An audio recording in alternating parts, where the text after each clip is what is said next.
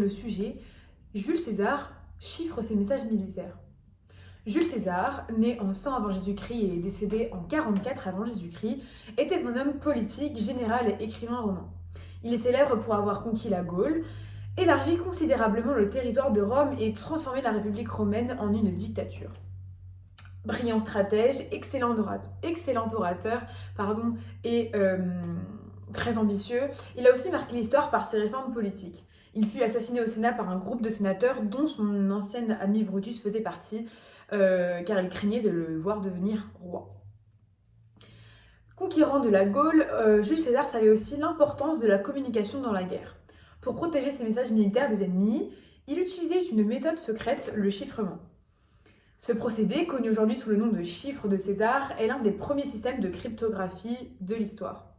Tout d'abord, nous nous intéresserons à la raison pour laquelle chiffrer ces messages militaires est important, puis en quoi consiste le chiffre de César et enfin les limites de ce chiffrement.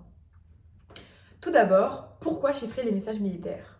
Dans l'Antiquité, les guerres étaient fréquentes et l'espionnage également. Les généraux, comme César, devaient envoyer des ordres à leurs troupes ou à leurs alliés afin de leur communiquer sur les différentes stratégies et les missions qu'ils voulaient leur donner.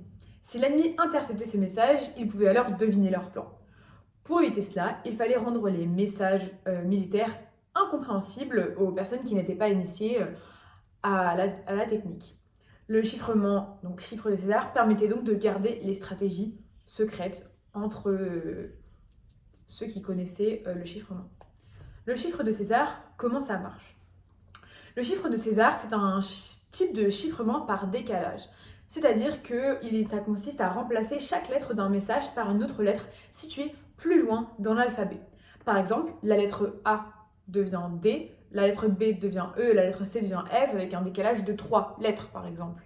Ainsi, le mot Roma avec un décalage de 3 devient URPD, ce qui est alors impossible à déchiffrer pour une personne qui ne connaît pas cette technique. Les limites et l'héritage du chiffre de César. Même si cette méthode restait simple, elle était efficace à l'époque, surtout si l'ennemi ne connaissait pas l'alphabet latin comme je le disais.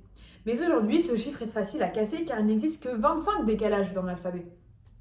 Cela dit, le chiffre de César est resté célèbre car il est un des premiers exemples connus de la cryptographie, comme je le disais dans l'introduction. Il a inspiré les techniques modernes de cybersécurité, donc en informatique, et en mathématiques comme base pour comprendre les systèmes les plus complexes. On peut également penser que le chiffre de César montre que la guerre ne se gagne pas seulement avec des armes, mais aussi avec l'intelligence et la stratégie. En protégeant ces messages par un code secret, Jules César a inventé une méthode encore utilisée comme modèle aujourd'hui dans l'armée. Ce système simple mais ingénieux est une preuve que la cryptographie remonte à l'Antiquité et joue un rôle essentiel dans l'histoire de la communication.